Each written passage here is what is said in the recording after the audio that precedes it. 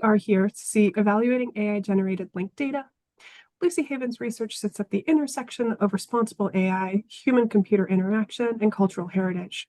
She received her PhD from the University of Edinburgh in 2024 and is currently a postdoctoral research fellow in human data interaction at the Roux Institute of Northeastern University. Thanks for joining us, Lucy. Thank you.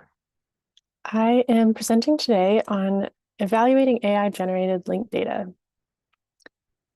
This work is work I've been doing as part of a project with a much larger team led by Diana Marsh and Katrina Fenlon at the University of Maryland Center for Archival Futures. Before diving in, I'd like to pause to reflect on our relationship to the land where the project took place, where the Piscataway and Nacotchtank peoples have lived, learned, and stewarded the waters of the Anacostia and Potomac for millennia. Our research is a small part of a much longer story that must acknowledge the displacement of these communities and the resilience of their knowledge systems. We're committed to amplifying Indigenous epistemologies as essential to how we understand the anthropological collections I'll be talking about today. And we strive to make our research an act of care, listening to voices that have historically been excluded and inviting others to do the same. The work I'm talking about today is part of a larger project called Building a Sustainable Future for Anthropology's Archives. One of the research questions driving the project is how can anthropology and related fields sustainably adapt emergent linked data infrastructures in support of broad access to cultural research data? If you were LD4 last year, some of this might sound familiar, as my colleagues Katrina, Diana, and Nikki presented on work from the same project titled Linked Data and Anthropological Archives. Broadly speaking, when we talk about barriers to reusing primary sources and archives, this is largely about the time and resources needed to describe and digitize them. When it comes to representing primary sources as linked data, the various standards, data models, and supporting technologies used to create and access linked data present a steep learning curve that creates a further barrier to reusing primary source data. So instead of asking communities to learn new skills or invest in new infrastructures, we wanted to see whether we could meet community archives where they're at, leveraging generative AI to do more of the heavy lifting and quickly get communities up and running with a sort of minimum viable product version of their archives as linked data. Due to the colonial roots of many community and anthropological archives, primary sources about the same community are often dispersed across many institutions. We saw this challenge as a great fit for linked data, digitally connecting these dispersed collections while also allowing for the plurality and relationality that characterizes many Indigenous epistemologies, which linked data allows for better than a lot of other data formats.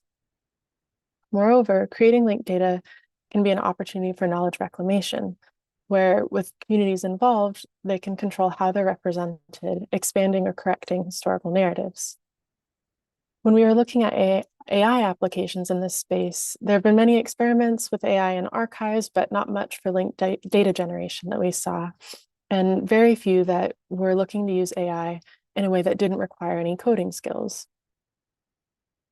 Given the notable advances in language modeling that the release of chatbots like ChatGPT had demonstrated, combined with the ease of accessing them, the team became interested in whether open access AI could help communities quickly get up and running with that minimum viable product version of linked data. Over several months, the team experimented with prompting ChatGPT to execute tasks in an archival workflow as a sort of pilot before working with community collections. We've written up our analysis of this data generation process in a forthcoming ACES paper.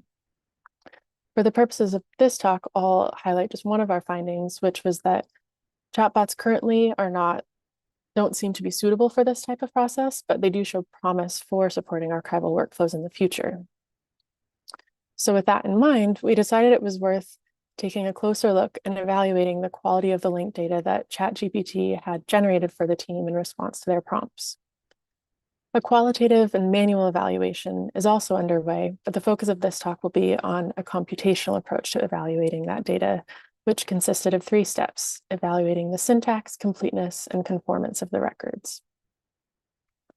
The syntax evaluation primarily involved attempting to parse the linked data records in their intended serialization format.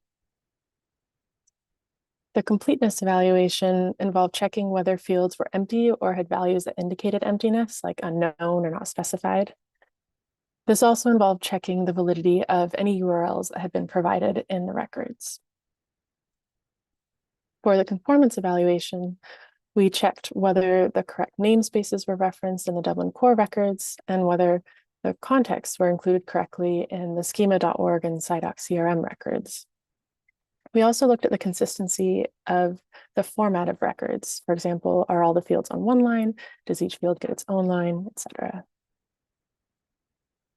For all three evaluations, as you may have gathered from the previous slides, we were using Python Jupyter notebooks and then exporting error reports as CSV files from those notebooks. So you can see a couple examples on what some of the summary error reports look like on this slide.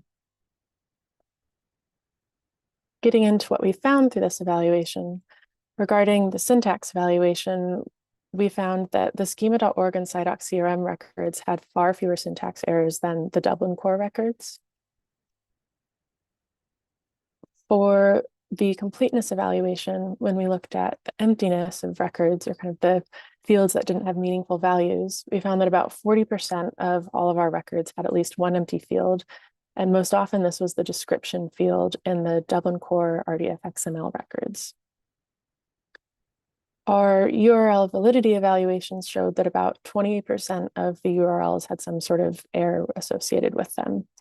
And this included even the namespaces for the Dublin core records. About 23% of those threw an error.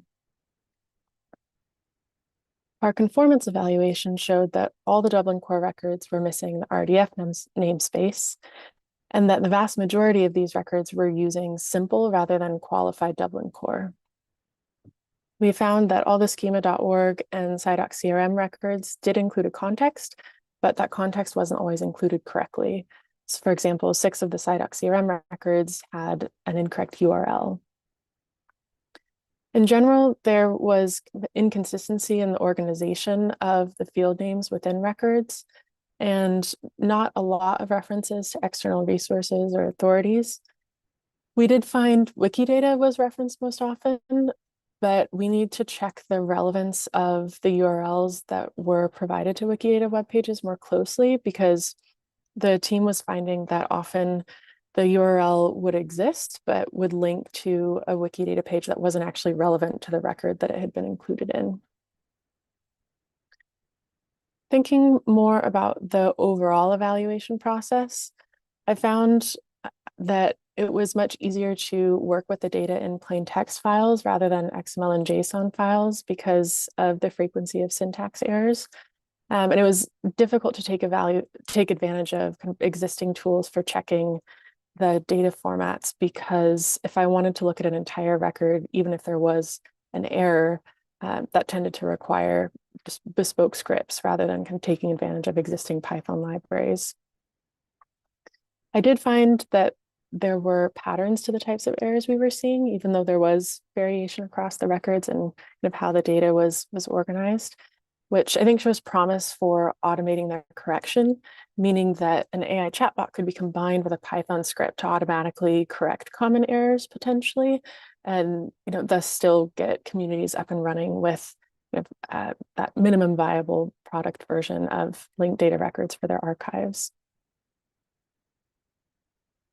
The constant evolution of open access AI tools like chatbots make them difficult to evaluate.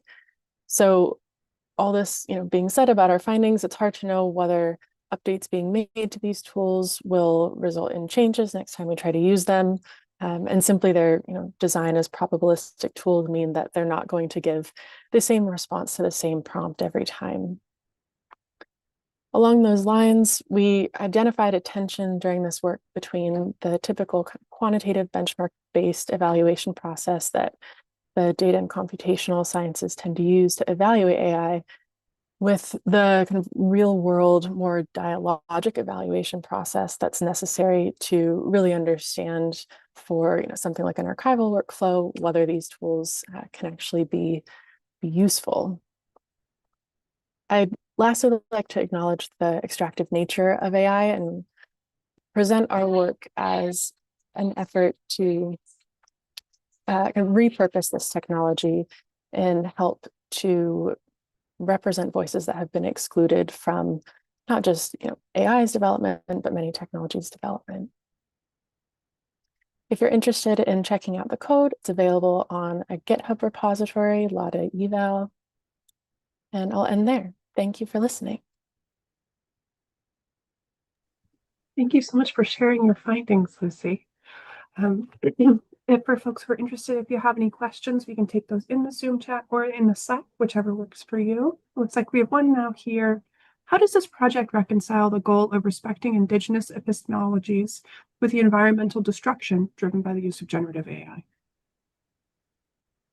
Yeah, so that's one of the things that we're working through. The project itself is taking a very collaborative approach. So part of the work that's been ongoing alongside this kind of pilot experiment with AI has been reaching out to communities that would be interested in partnering with us.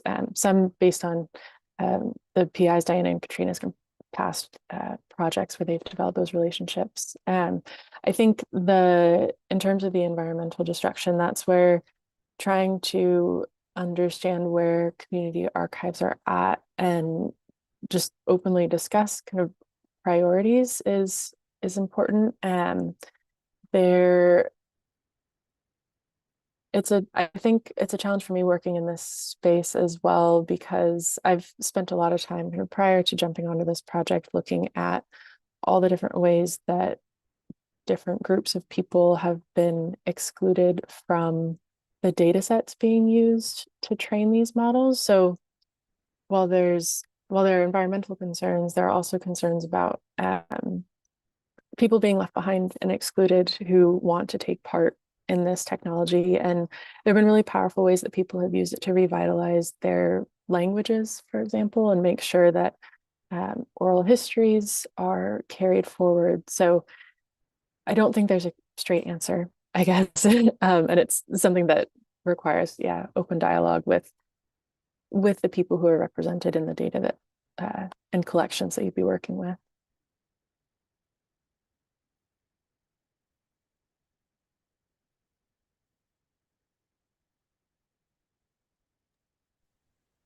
Leave the floor open for another minute or so if anyone has any questions for Lucy.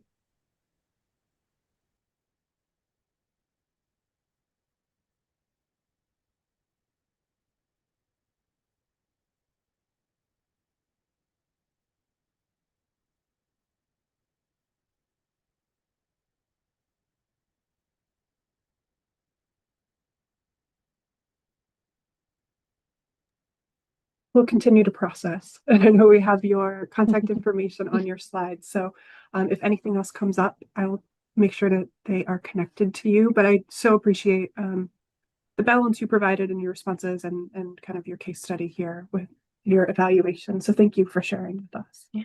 Yeah. Thank you for the question, and thank you all for attending.